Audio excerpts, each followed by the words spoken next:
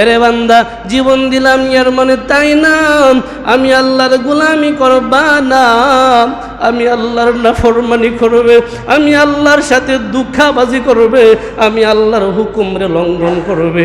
দুনিয়া মনে করিস না একটা কিছু ফায়ালাইছো।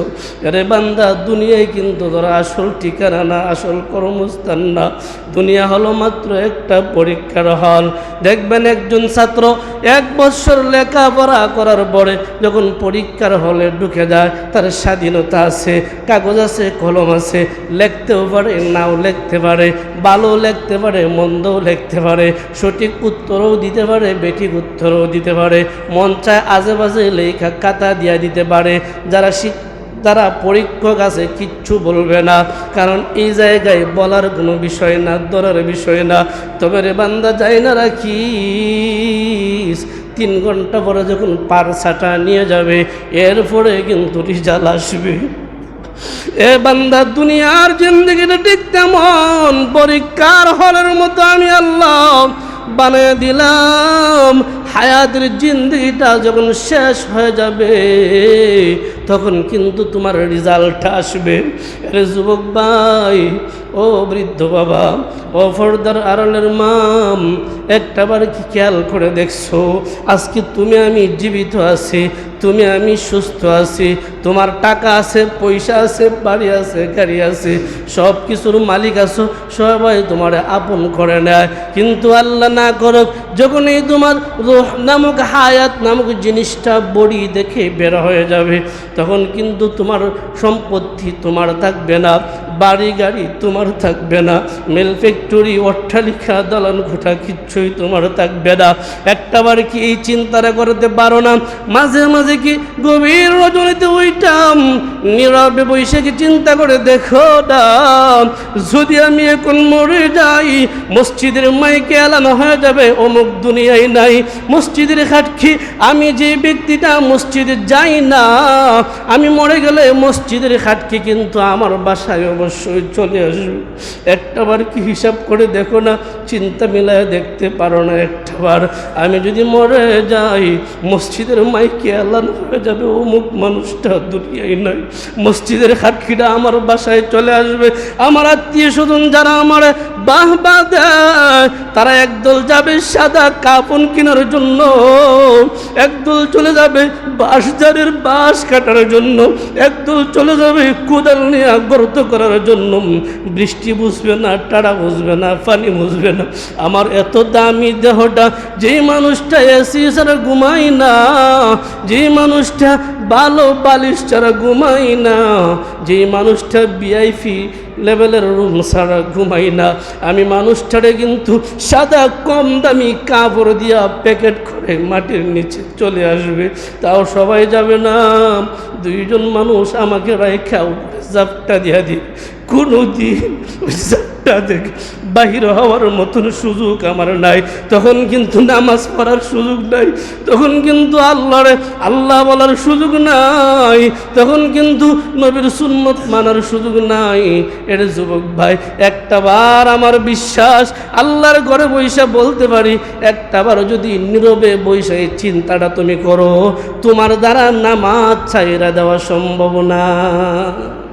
একটাবার হিসাব মিলান, নামাজ ছাড়া সম্ভব না। তো আপনি মনে করছেন আমি মসজিদে যাই না, কিন্তু এটা জানা রাখেন মসজিদের পালকে আপনার বাড়ির যাইব, এই কথাটা যদি চিন্তা করেন আমি মসজিদে যাই না, কিন্তু মসজিদের পালকে আমার বাড়ি তাইব যখন মসজিদে আমার নামটা এলান হইব। আল্লাহ আমাদেরকে হেদায়েত দাও, বুঝ দাও বলি আমিন। আল্লাহ তাআলা জানায় দেয়, কুল্লু নাফসিন বিমা কাসাবাত রাহিনা, প্রত্যেকটা ব্যক্তি তার কর্মের উপর বন্দী থাকবে, কর্মের উপর। এরে যুবক ভাই ও বৃদ্ধ বাবা, তোমার আমার মাঝে কোনো দুশ্মনী নাই, তোমার আমার মাঝে রক্তের কোনো বন্ধনও নাই, কোনো শত্রুতাও নাই। তোমার আমার মাঝে বন্ধুত্ব হবে একমাত্র আল্লাহর জন্য, দুশ্মনী হবে আল্লাহর জন্য।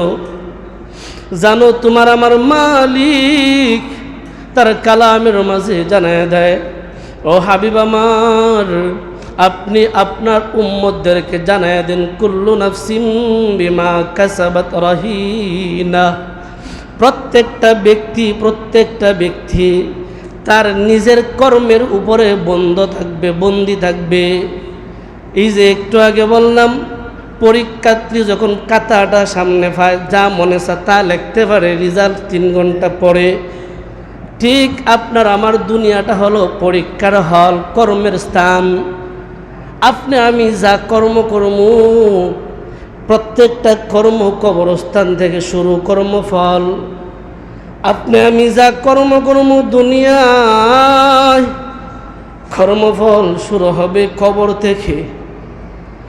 একটা কথা যাই না রাখেন, খবর এমন একটা জিনিস যেই জায়গায় সবারই যেতে হবে। ইহা হাম সব মুসাফির হয়, ইহা হাম সব মুসাফির হয়, ওহি আখির ঠিকানা। कोई आगे रवाना है, कोई पीछे रवाना। यहाँ हम सब मुसाफिर हैं, वही आखिर ठिकाना। कोई आगे रवाना है, कोई पीछे रवाना। কবরস্থান আমাদের এমন একটা স্থান, এমন একটা মঞ্জিল। ও যুবক ভাই, কত বাবা তার সন্তানের লাশ কাঁধে কইরা নিয়ে যায়, কত সন্তান তার বাবা মায়ের লাশ কাঁধে কইরা নিয়ে যায়। এর মানে হলো অন্ধকার কবরস্থান এমন একটা জিনিস যেটা আমাদের শেষ ঠিকানা। এই জায়গায় আমাদের যেতেই হবে, হয় আগে যাব না হয় পরে যাবে, হয়তো একটু আগে যাব না হয় একটু পরে যাব। ইহা হাম সব মুসাফির হায়, ওহি আখির ঠিকানা। দুনিয়াটা আমরা মুসাফির খানা আছি, মেহমান খানা আছি। মেহমান আসলে যেমন আমার বাড়িতে থাকে না, মেহমান আসলে যেমন আপনার বাড়িতে 3 দিনের উপরে 10 দিনের উপরে থাকে না, ঠিক দুনিয়াটাও আপনি আমার থাকার জায়গা না। আমাদের আপনাদের স্থান হলো কবর। ওই কবরস্থানের ভিতরে আমাদের যেতেই হবে নিশ্চিত। আল্লাহ কয় কুল্লু নাফসিম বিমা কাসাবাত রাহিনা। ওই অন্ধকার কবরের ভিতরেই তোমাদের ফলাফল শুরু, কর্মফল শুরু। কি কর্মফল? বলে দুনিয়ায় যা করে আসছো, অন্ধকার কবরে ঠিক তোমাদের কর্মের উপরেই বন্দী হয়ে যাইবা। দুনিয়ায় যা করে যাইবা, অন্ধকার কবর থেকে তা শুরু। দুনিয়ায় যদি ভালো করে যাও, অন্ধকার কবর থেকে শান্তি আর শান্তি, শান্তি আর শান্তি। দুনিয়ায় যদি মন্দ করে যাও, অন্ধকার কবর থেকে অশান্তি আর অশান্তি, আগুন আর আগুন। সাপ বিচ্ছুর গর্ত, পোকামাকড়ের গর্ত। আল্লাহ বলে বান্দা কুল্লু নাফসিম বিমা কাসাবাত রাহিনা। তোমাদের কর্মই তোমারে বন্দি করে রাখবে। যেমন কর্ম করবা তেমনই ফল পাইবান। তবে জানো ইল্লা আসহাবাল ইয়ামিন। আল্লাহ আমাদের সবাইরে কবুল করো বলে আমিন। আল্লাহ কয় ইল্লা, তারা বন্দি হবে না, জেলখানায় যাবে না, জাহান্নামে যাবে না, কবরে আযাব পাবে না। আসহাবাল ইয়ামিন, যারা ডান দলওয়ালা হয়ে যায়, যারা ডান দলওয়ালা হয়ে যায়।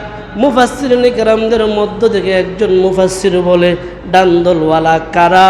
বলে দুনিয়ায় থাকতে যারা নেক কাজ করিয়া, ভালো কাজ করিয়া, আল্লাহরে খুশি কইরা অন্ধকার কবরে যায়, হাসরের দিন দাঁড়ানোর পরে যার আমল নামাটা ডান হাতে চলে আসবে, ওই মানুষগুলি হলো ডান দলওয়ালা। ওরা আল্লাহর জান্নাতে বিনা হিসাবে যাবে। আল্লাহ আমাদের কবুল করো, বলেন না আমিন।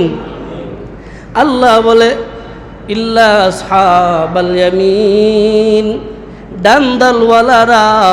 আল্লাহরে যদি আবার বলি, আল্লাহ ডান দলওয়ালাদের স্থান কই? ওরা কি কবরস্থানেও কষ্ট করবে, হাসরেও কি কষ্ট করবে, জাহান্নামে যাবে? আল্লাহ কয় না না, ফি জান্নাত। যারা ডান দলওয়ালা হয় ওরা হবে জান্নাতি লোক, জান্নাতি লোক। এদের স্থান হবে জান্নাত। জানো, যারা মুসলমান আলোচনা শুরু লগ্নে যায়, আমরা যারা মুসলমান আমাদের মধ্যে দুইটা দল, একটা হলো জান্নাতি, একটা হলো জাহান্নামী। এ যুবক ভাই, ও বৃদ্ধ বাবা, ও পর্দার আড়ালের মা, চিন্তা করো, জান্নাতে যাইবা না জাহান্নামে যাইবা? আল্লাহ কয় যারা মুসলমান তাদের মধ্যে দুই দল, এক দল হলো জান্নাতি, এক দল হলো জাহান্নামী।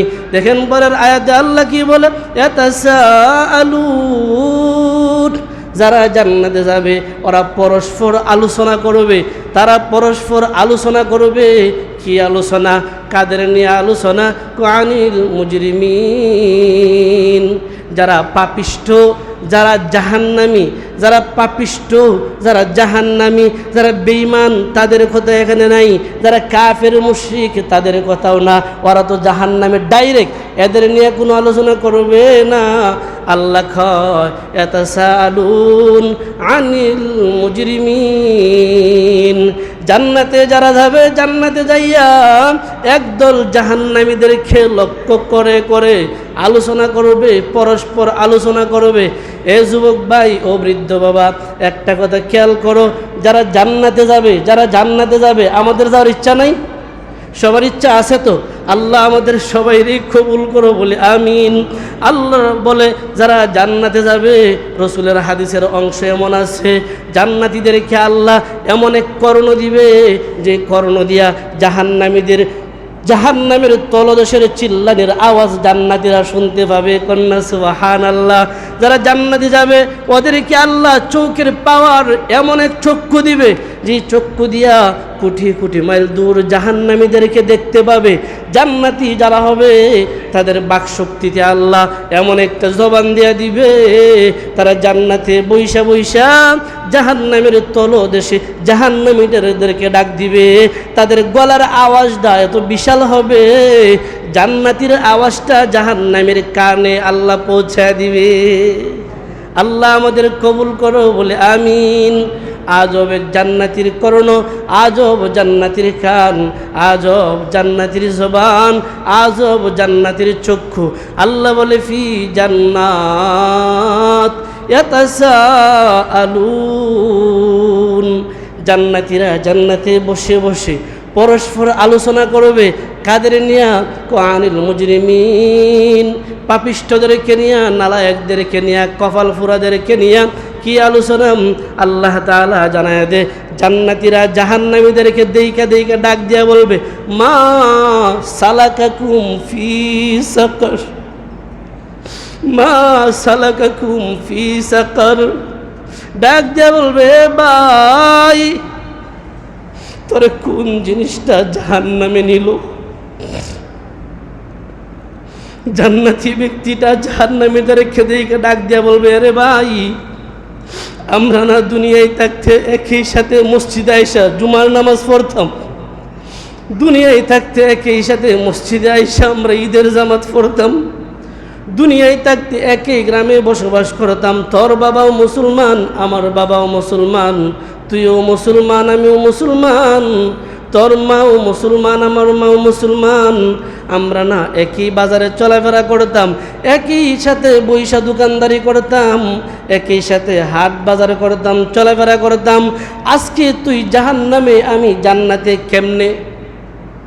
একসাথে চলাফেরা করতাম, একসাথে হাট বাজার করতাম, একসাথে শুধু শুক্রবারে জুমার নামাজটা পড়তাম, একসাথে বৎসরে ঈদের নামাজটা পড়তাম। তোর বাবাও মুসলমান, আমার বাবাও মুসলমান, তুইও মুসলমান, আমিও মুসলমান।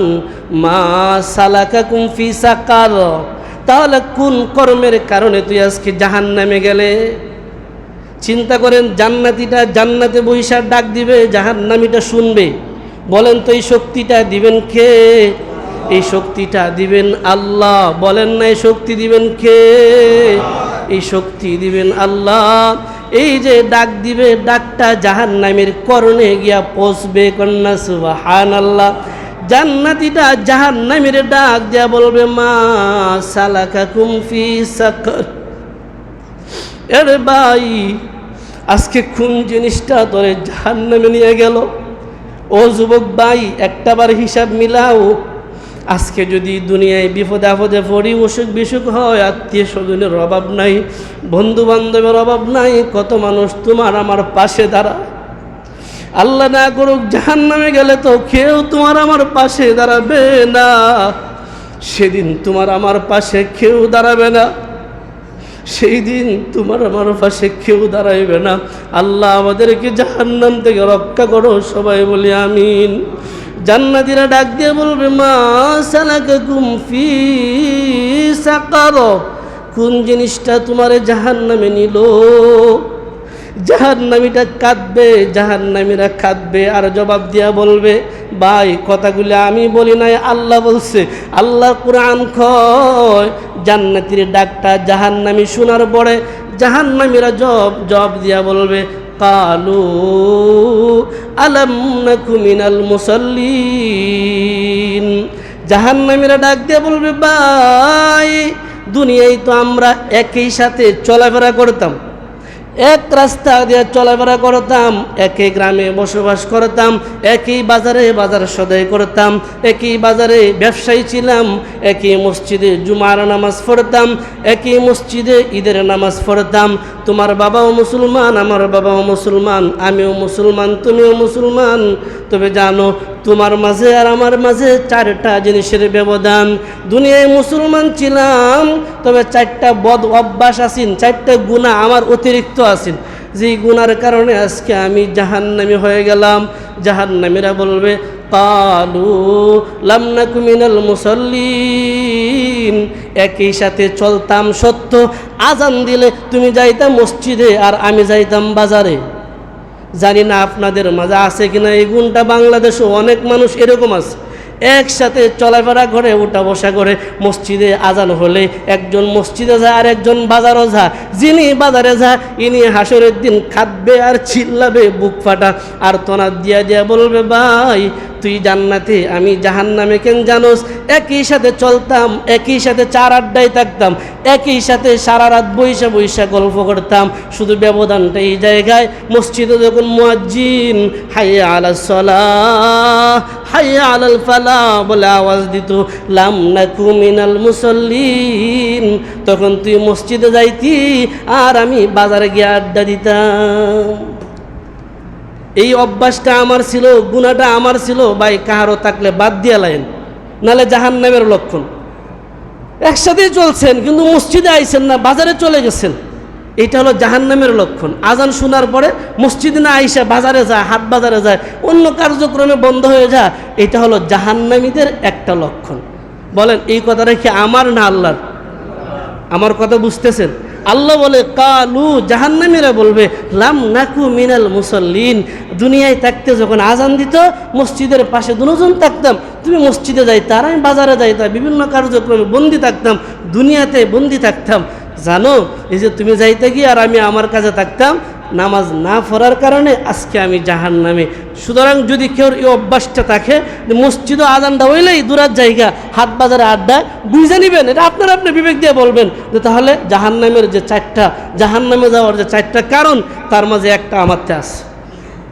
আল্লাহ আমাদেরকে হেদায়েত দাও, দিনের বুঝ দাও, সবাই বলে আমিন। কিতাবের মাঝে উল্লেখ করা হয়, আবু বকর সিদ্দিক রাদিয়াল্লাহু তাআলা আনহু, কিতাবটার নাম কবরের ভয়ানক আযাব, মাওলানা তারিক জামিল লেখছে। পয়গম্বরের সাহাবী আবু বকর সিদ্দিক রাদিয়াল্লাহু তাআলা আনহু। ও যুবক ভাই, কথাটা খেয়াল কইরো, আমি আমার কথা বলি নাই, মাওলানা তারিক জামিল লেখছে। পয়গম্বরের সাহাবী আবু বকর, তখন উনি খেলাফতের জামানায় আছে, খলিফা হিসেবে আছে, খেলাফতের মসনদে বসাস। আবু বকরের জামানায় একজন যুবক মারা গেছে। যুবকটা মারা যাওয়ার পরে আবু বকরের জামানায় যুবকটা যখন মারা গেল, তার লাশটারে দওয়ায়া সুন্দর করে জানাজা প্রস্তুত করে রাখছে। উদ্দেশ্য হলো খলিফাতুল মুসলিমিন আসবে, আসার পরে জানাজার ইমামতি করবে, আমরা কবরস্থানে নিয়ে যাব। মাওলানা তারিক জামিল লেখেন, আবু বকর সিদ্দিক রাদিয়াল্লাহু তাআলা আনহু যখন লাশের সামনে আইসা দাঁড়ায়, আবু বকর যখন লাশটার সামনে আইসা দাঁড়াইছে, শত শত সাহাবায়ে কেরাম পিছনে। চিন্তা করেন, রসুল যারে জান্নাতের সার্টিফিকেট দিয়া গেছে, যার জিন্দেগির সব গুনাহ আল্লাহ মাফ করে নিছে, এমন একজন আল্লাহর খাস বান্দা ইমামতির জন্য দাঁড়ায়, হাজার হাজার শত শত সাহাবায়ে কেরাম পিছনে দাঁড়ায়। কেমন ভাগ্যওয়ালা কপাল, যার জানাজা হয় তার কপালটা কত ভাগ্য। কিতাবের মাঝে উল্লেখ করা হয়, আবু বকর যখন হাত উঠে আল্লাহু আকবার বলে আওয়াজ দিবে, এমন সময় লক্ষ্য করে কফিনের ভিতরে, কাফনের ভিতরে, কাফনের ভিতরে তার বুকের উপরে কি যেন নড়াচড়া করে। বলেন তো, বিষয়টা আশ্চর্য হওয়ার কথা না? আবু বকর আল্লাহু আকবার বলে হাত বাঁধবে, ঠিক এমন সময় লক্ষ্য করে কাফনের ভিতরে কি যেন নড়ে। আবু বকর বলে থামো, জানাজা একটু পরে হবে, আগে দেখি কি নড়ে। এ যুবক ভাই, আমি আমার মন গড়া কোনো কথা বলি না। আবু বকরের জামানার ঘটনা মাওলানা তারিক জামিল লেখছে, কিতাবটাও হলো কবরের আযাব, বইটা দেখে নিয়ে। আল্লাহর পয়গম্বরের সাহাবী আবু বকর যখন হাত বাঁধা ছাইরা দিল, বলতেছে কাফনের কাপড়ের বানটা ছুটাও, দেখি বিষয়টা কি, ভিতরে কি লড়ে। শত শত সাহাবায়ে কেরাম আশ্চর্য হয়ে গেছে, লড়ে কেন, কি লড়ে? ঠিক এমন সময় আবু বকর, কেউ ভয়ে ধরে না। মরা মানুষ লড়লে তো ভয়ের একটা বিষয় আছে, মরা মানুষ লড়লে তো একটা ভয়ের বিষয় আছে। আবু বকর নিজে কাফনের কাপড়টারে সরায়, ইন্না লিল্লাহ, যে মাত্র কাফনের কাপড়টা সরাইছে, আবু বকর লক্ষ্য করে দেখে কাপড়ের ভিতরে একটা বিষাক্ত সাপ। কন্যা নাউজুবিল্লাহ। একটাবার হিসাব মিলায় দেখেন তো, আপনার আমার অবস্থাটা যদি এমন হয়, অবস্থাটা কি হবে? একটাবার হিসাব মিলায় দেখেন। আবু বকর সিদ্দিক আশ্চর্য হয়ে গেল, শত শত সাহাবায়ে কেরাম আশ্চর্য হয়ে গেল। এমন একটা বিষাক্ত সাপ, দুনিয়ার কোনো সাপের সাথে তুলনা দিলে হয় না। ওই সাপটা ওই নাফরমানটার কপালের মাঝে একটা টুকুর দিছে, চুবল দিছে, গোটা শরীরটা বিষাক্ত হয়ে রয়েছে, নীল বর্ণ হয়ে রয়েছে, কালো বর্ণ হয়ে রয়েছে। আবু বকর আশ্চর্য হয়ে গেল, কি ব্যাপার বুঝলাম না, সাপটা কোথায় থেকে আসলো? আল্লাহর পয়গম্বরের সাহাবী সাপটাকে লক্ষ্য করে ডাক দিয়ে কয়, আরে সাপ, কোথায় থেকে আসলি, কেন আসলি? একজন মুসলমানের কফিনের ভিতরে কেমনে আসলি? তোরে কে পাঠালো? কোথায় থেকে আসলি, কিভাবে আসলি? কিতাবের মাঝে উল্লেখ করা হয়, সাপটার জবানটা খুলে গেছে। সাপটার জবান আল্লাহ তাআলা খুলে দিছে। সাপ আবু বকরকে লক্ষ্য করে ডাক দেয়া কয়, আবু বকর, আমি দুনিয়ার কোনো সাপ না, আমি দুনিয়ার কোনো সাপ না, আমি হলাম অন্ধকার কবরের ৯৯টা সাপের মধ্য থেকে একটা সাপ। কন্যা নাউজুবিল্লাহ।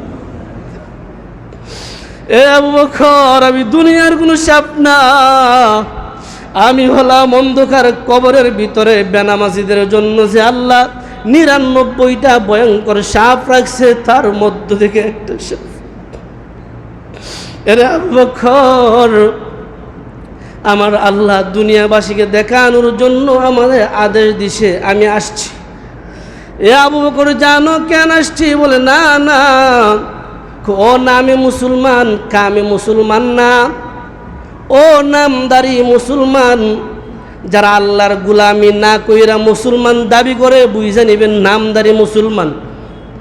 যারা আল্লাহর হুকুম পালন না কইরা সাফাবাজি করে, আমি মুসলমান বুঝবেন বাটপার মুসলমান।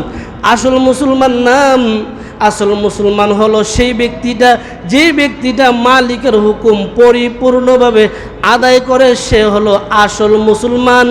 আর যদি কেউ নামাজ পড়ে না, রোজা রাখে না, হালাল হারাম মানে না, বুঝা নিবেন সে হলো সাফাবাজি মুসলমান। আমার কথা না, আল্লাহর কথা। আবু বকরকে ডাক দিয়া কয়, আবু বকর, জানো আমার আল্লাহ পাঠাইছে তার দেহর মাঝে আইসা, তার দেহর মাঝে চুবুল দিয়া তোমাদেরকে দেখাইতাম, দেখো আমি সাপ, আমারে দুনিয়ার কেউ সরাইতে পারবা না, একমাত্র আল্লাহর হুকুম ছাড়া আমি সরছি না। যেভাবে আছে এইভাবে তারে কবরে রাইখা দাও। তারে আমি কিয়ামত পর্যন্ত কবরে দংশন করতে থাকবো। নাউজুবিল্লাহ। এ আবু বকর, ওর কেন আসলাম জানো? ও নামে মুসলমান ছিল, কামে মুসলমান না।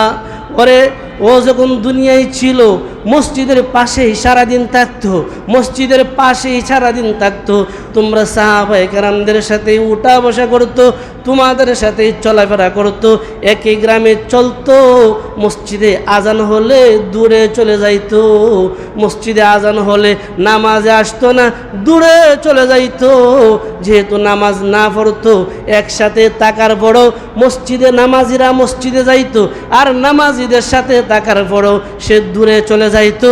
আমার আল্লাহ আমারে পাঠায়া তোমাদেরকে দেখায় দিচ্ছে, কিয়ামত পর্যন্ত যত মানুষ নামাজ না পড়া মসজিদের পাশেই সারাদিন তাইকা দূরে চলে যাবে, আজকে যেভাবে এটার শাস্তি হচ্ছে, কিয়ামত পর্যন্ত সব বেনামাজিদের একই অবস্থা শাস্তি হবে।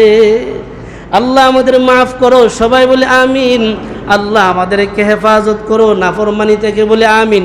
আল্লাহ তাআলা জানায় দেয়, জান্নাতীরা যখন জাহান্নামীদেরকে ডাক দিয়া বলবে, আরে ভাই, দুনিয়ায় না একই বাজারে বাজার সদাই করতাম, একই গ্রামে মুসলমানের পরিচয় ছিলাম, একই গ্রামে মুসলমানের পরিচয় ছিলাম, একই সাথে জুমার নামাজ পড়তাম, একই সাথে ঈদগাহে যাইতাম, একই সাথে দোকানদারি করতাম, তুমিও মুসলমান, আমিও মুসলমান, বাবাও মুসলমান, আমার বাবাও মুসলমান, তাহলে মা সালাকাকুম ফি সাকার, আজকে তুমি জাহান্নামে গেলে কেন? তখন জাহান্নামীরা জবাব দিয়া বলবে, কালু লাম নাকু মিনাল মুসাল্লিন। ভাই, মসজিদের মিনারায় যখন মুয়াজ্জিন হাইয়া আলাস সালাহ বলে ডাক দিত, তখন তুমি মসজিদে যাইতা আর আমি বাজারে যাইতাম। ও যুবক ভাই, চিন্তা করে দেই, কত জাহান্নামে যাইবা না জান্নাতে যাইবা? স্বাধীনতা তোমারে তুমি এত বড় মনে কইরো না, মনে কইরো না বড় নামাজি হয়ে গেছো, মনে কইরো না বড় হাজি সাহেব হয়ে গেছো, মনে কইরো না বড় টাকাওয়ালা হয়ে গেছো, বড় আলিম হয়ে গেছি, বড় হাফেজ হয়ে গেছি, বড় ইমাম হয়ে গেছি, জান্নাতি হয়ে গেছি। না না না, আমরা সবাই জানি আল্লাহর ওলি আব্দুল কাদের জিলানী রহমাতুল্লাহি আলাইহি কত বড় একজন বুজুর্গ। আব্দুল কাদের জিলানী এত উঁচু মাপের একজন বুজুর্গ, আল্লাহর ওলি, যারে সারা দুনিয়ার সবাই বড় পীর কয়। আমরাও তো তারে বড় পীর হিসেবে চিনি।